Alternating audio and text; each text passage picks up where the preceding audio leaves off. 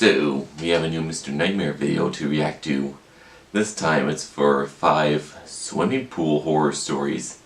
I think this is the first time that Mr. Nightmare has done a video with pool themed stories. So let's see what's in store.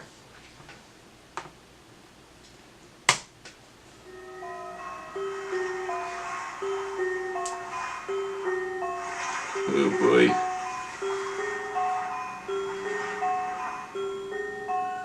Story 5.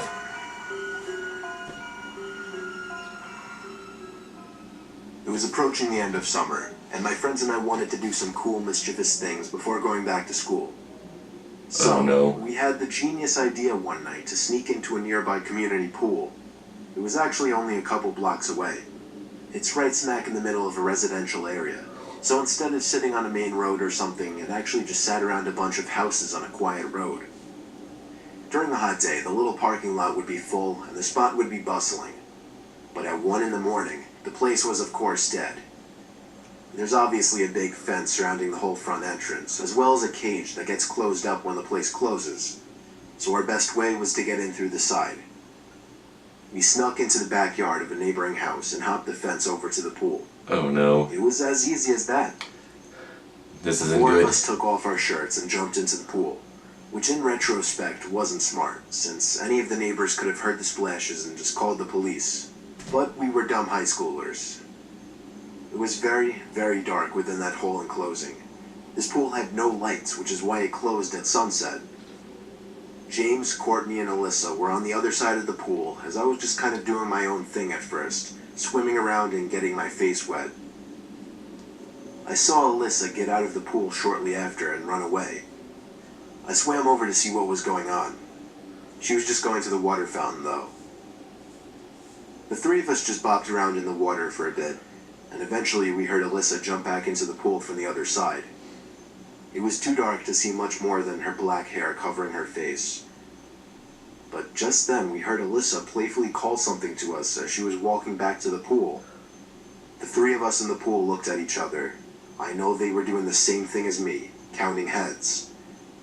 There were 3 of us on this side of the pool, and here came Alyssa walking over to our side. So who was that on the other side? Alyssa got in, but the 3 of us were distracted, looking at the head bopping around the water across the pool. Oh no. James said across the pool, "Who is that?" Not even 2 seconds later, the head went underwater and disappeared from view. We took this time to whisper to each other, mostly things like, what should we do? What if that's security? And should we run? Suddenly I felt something grab my leg with force and tried pulling me down into the water. I kicked, splashed, and yelled for help. James came over to pull me out of the pool, while the girls were already running for it, screaming. It wasn't until I got to the stairs of the pool that the grip on my leg was released and I was free. We hopped the same fence we climbed over to get in and ran all the way back to Alyssa's house. I was convinced that whoever that was a security guard. That is, until they literally tried to pull me under the water. We don't know what to think. There are a few possibilities. Maybe it was just another kid messing with us, maybe it was a security guard who went way too far, or most likely, it was a dangerous person who had ill intents. I'd rule out the security guard one.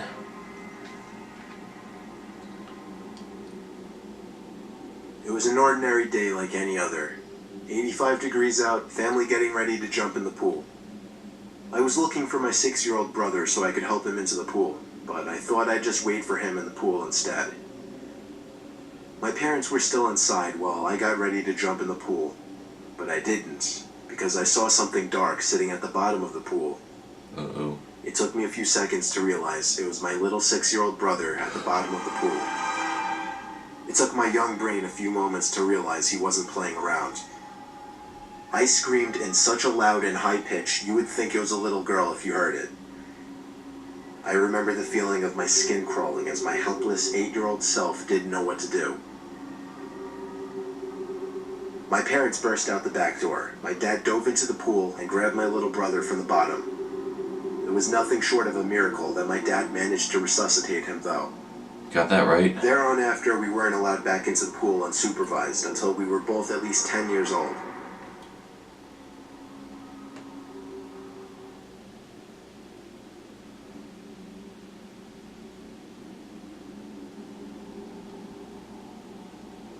I remember waking up from a deep sleep and looking at the clock, seeing it was around 2 in the morning, when I heard splashes coming from my pool in the backyard. My bedroom window didn't have a view of the pool, so I had to run downstairs to the den to get a view. And let me tell you, I was freaking out on my way down there, especially given that I live alone. The blind was shut, but the windows were open, and I could still hear a little splashing coming from the pool. I had to be quiet opening the blinds, otherwise I risked exposing myself. I lifted the blinds only enough to get a view of the pool, but the splashing stopped. I waited a few minutes before deciding it was safe to go outside. I walked up to the pool and nearly had a heart attack when I saw a body submerged underwater on the shallow end. I pulled the body out of the water, hoping it was more than just a body still, but he didn't seem to be breathing. I looked around my yard in a panic, and by an off chance, caught a glimpse of somebody standing in my bushes. I ran back inside of my house and called 911. The police arrived surprisingly quickly and followed me to the backyard to find nothing but an empty pool. The body was gone, and so was the person standing in my bushes. Creepy.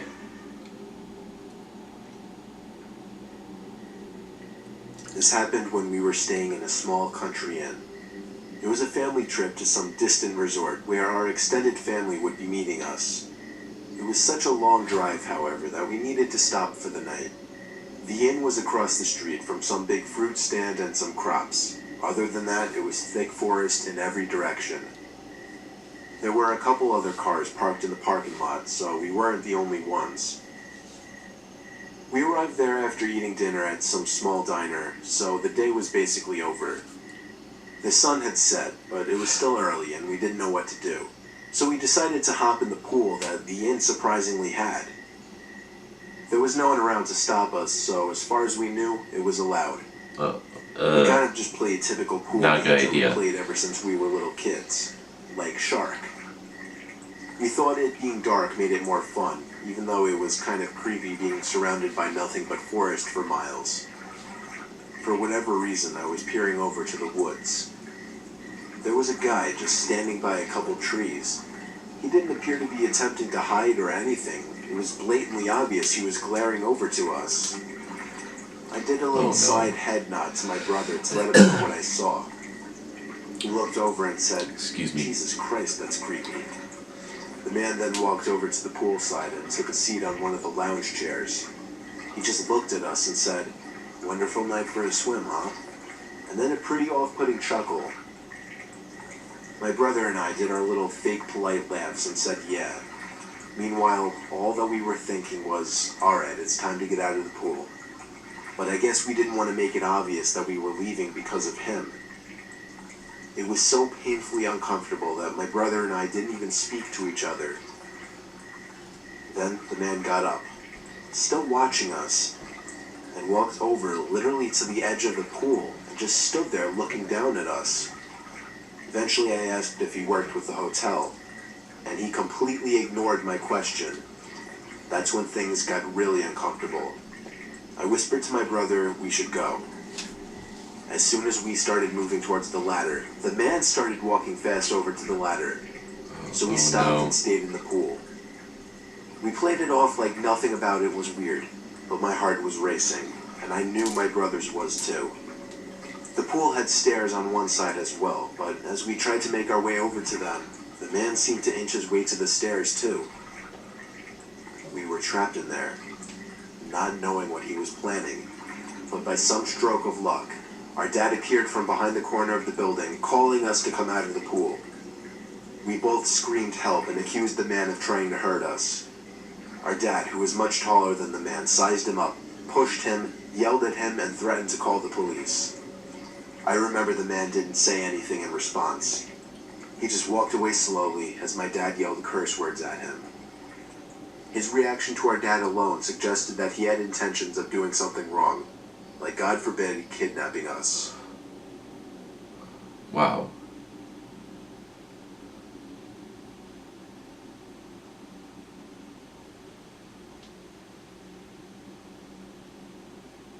I'm going to share a very disturbing memory from my early years. My name is Daniel. When I was 6, maybe 7 years old, our family lived in New Jersey. Uh-oh. Our old house was on a very quiet street. We had the same next-door neighbor living next to us for as long as I was alive. One hot day when it was just my dad home, the neighbor came over and introduced himself to me as Paul. He asked my dad if he could take me to his pool, and from what I remember, he seemed very genuine and nice. I guess that's why my dad let me go with him. I remember hopping around on the shallow end of his pool, and he swam in the deeper end, watching me the whole time, smiling. He asked me questions like where I go to school, what I do for fun, what shows do I like, and so on. He asked me if I knew how to swim, and I shook my head no. He swam over to me and started lifting my legs and arms, trying to show me how to swim. It didn't really work out, but he said he'd invite me over one night and keep helping me. Well, apparently one night was the next night. I heard splashes coming from the pool next door from my room as I was laying in bed.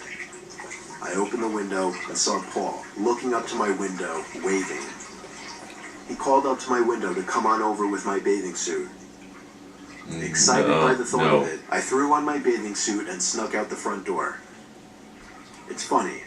I knew well enough that what I was doing would go against my parents, given that I knew to sneak out. That night as we were in the pool together, Paul was extra touchy as he was supposedly showing me how to swim. But at the same time, I didn't realize what was going on. Suddenly I heard the shout of my dad from my window. And less than half a minute later, my dad was in Paul's backyard, yelling at him, threatening to get a restraining order if he ever came near me again. My parents had me describe what Paul did to me, and I said nothing, because that's truthfully what I believed. They told me to never speak to Paul again, and pretty soon started looking for a new house. Sorry about that. Turns out that the video reached its maximum file size, so my camera cut me off. Other than that, that was a really creepy Mr. Nightmare video. Also really well done. And I'm looking forward to more videos from Mr. Nightmare, especially since with Halloween coming up, that I'll be reacting to. Other than that, thanks for watching. Don't forget to like, comment, share, and subscribe. I'll see you next time.